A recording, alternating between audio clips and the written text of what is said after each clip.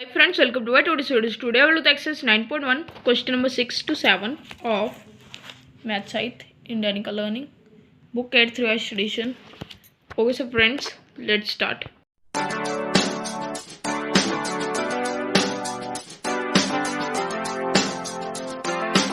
Okay, so friends, अभी हमारा 6th question है.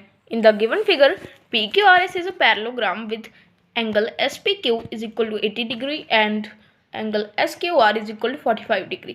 Find the measure of angle RSQ and angle PSQ. So हमने इन दोनों एंगल्स की मतलब मेजर फाइंड करनी है. अगर जो PQRS एक पैरेललोग्राम है जिसमें SPQ 80 डिग्री है और SQR 45 डिग्री है, ये उसका figure. Okay, so let's do it. So ये अब यहाँ पर मैंने उसकी एक रफ डायग्राम ड्रॉ की है. ये वो डायग्राम है. सो देखो, angle S P Q equal है एंगल एस आर क्यू, क्योंकि ये दोनों वर्टिकली ऑपोजिट एंगल है. देखो S P Q S R Q के इक्वल है. अब एंगल एस आर क्यू किसके इक्वल है? 80 डिग्री के. So angle are S Q x के मान लेंगे. हाँ, आर एस क्यू जो कि ये वाला है. So angle S R Q plus angle S Q R plus are S Q, ये तीनों एक ट्रायंगल है इधरली साइड वाला. सो ये सभी मिलकर 180 डिग्री के हो जाते हैं, क्योंकि ट्रायंगल की 3 एंगल्स की मेजर एक साथ मिलकर हो जाती है 180 डिग्री. वरना वो ट्रायंगल नहीं होता अगर उसकी 180 डिग्री एक साथ मिलकर नहीं होती. सो अब देखो 80 degree plus 45 degree, 80 degree plus 45 degree कितना हो जाएगा? 125 डिग्री. अब आर एस क्यू हमें पता नहीं है, आर एस क्यू हमें पता नहीं है. सो हम उसको ले लेंगे X. 125 degree plus X equal आ जाएगा किसके? 180 डिग्री के. सो एक्स को अब देखो इसका ट्रांसवर्सल कर देंगे 125 डिग्री का. 125 डिग्री होगा वो दूसरी साइड पर चला जाएगा. इधरली साइड ये प्लस का, तो उधर जाकर किसका हो जाएगा? माइनस का. अब 180 डिग्री माइनस 125 डिग्री जो कि एक्स आ जाएगा इक्वल 45 डिग्री के. सो ये हमारा आगे. अब देखो एंगल आर एस क्यू तो आ गया 55 डिग्री के. अब हमने फाइंड करना है एंगल पी एस क्यू. अब देखो अगर हम फिगर की तरफ ध्यान से देखें, सो जो एंगल आर एस क्यू है और एंगल पी एस क्यू है वो 90 डिग्री के हैं एक साथ.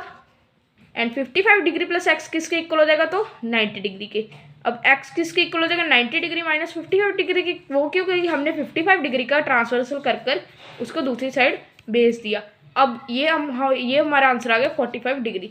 एक्स आ चुका है 45 डिग्री, यानी पी एस क्यू की मेजर है 45 डिग्री. आर एस क्यू है 55 degree and P S Q 45 degree. Okay so friends, let's move to next question. Okay so friends, अभी मेरा 7th क्वेश्चन है. In the given figure A B C D एक parallelogram है जहां पर angle A 70 degree का है. सो जो बिसेक्टर है एंगल बी और एंगल सी के, वो मीट करते हैं P inside the parallelogram. Find the measure of angle B P C. So ये वो फिगर है. सो हमने बी पी सी इसकी फाइंड करनी है मेजर. सो अब देखो ये हमारा क्वेश्चन है. यहाँ पर भी मैंने एक डायग्राम इसकी बनाई हुई यानी फिगर बनाया हुआ है. सो देखो ऑपोजिट एंगल्स इक्वल होते हैं, इतना हमें पता है.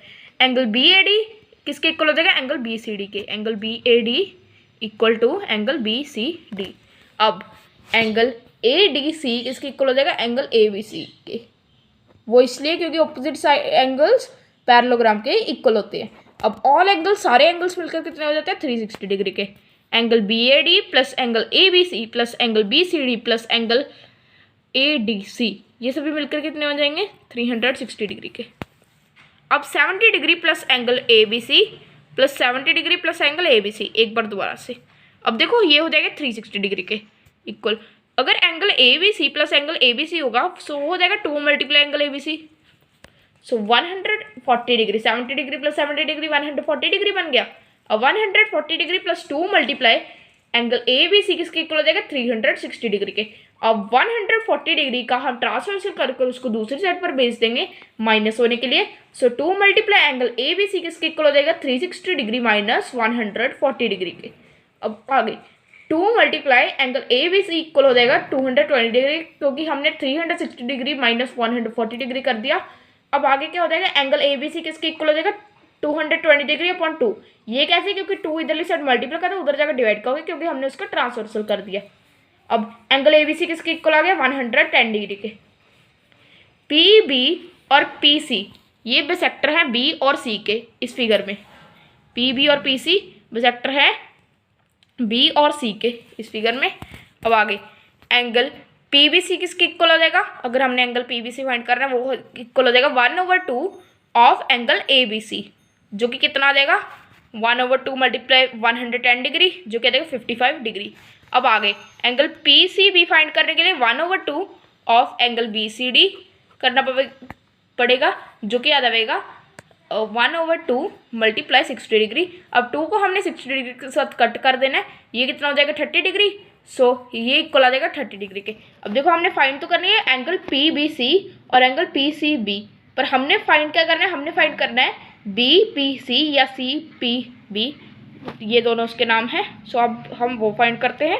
अब देखो यहाँ पर हमने किया क्या, हमने किया कि जो B एंगल था और C एंगल था, इन दोनों की हमने फाइंड कर ली मेजर, और BPC की अब हमें फाइंड करने की ज़रूरत ही नहीं है, क्योंकि एक ट्रायंगल इक्वल होता है 180 डिग्री के अगर उसके तीनों एंगल्स का हम प्लस करें।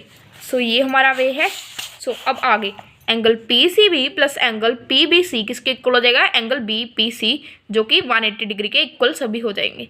अब 30 डिग्री प्लस 55 डिग्री, क्योंकि हमें एंगल PCB तो पता है वो 30 डिग्री का है, एंगल PBC किसके इक्वल है 55 डिग्री के। सो एंगल अब BPC किसके वो हमें पता नहीं अभी। सो 180 डिग्री के ये तीनों प्लस होकर इक्वल हो जाएंगे। 85 डिग्री प्लस एंगल BPC किसके इक्वल हो जाएगा 180 डिग्री के। अब क्या, क्योंकि हमने 30 डिग्री और 55 डिग्री को कर दिया था, अब एंगल BPC फाइंड करने के लिए हमें 85 डिग्री को दूसरी साइड भेजना पड़ेगा। इधरली साइड वो प्लस का, तो उधर जाकर वो माइनस का हो जाएगा। So angle BPC is equal to 180 degree minus 85 degree, जो कि आ जाएगा कितना 95 डिग्री। सो एंगल BPC किसके इक्वल है 95 डिग्री। ओके सो फ्रेंड्स, आज की वीडियो में इतना ही। बचे हुए जो सम है 8 से 10 वो मैं अपनी नेक्स्ट वीडियो में कराऊंगा। Thanks for watching.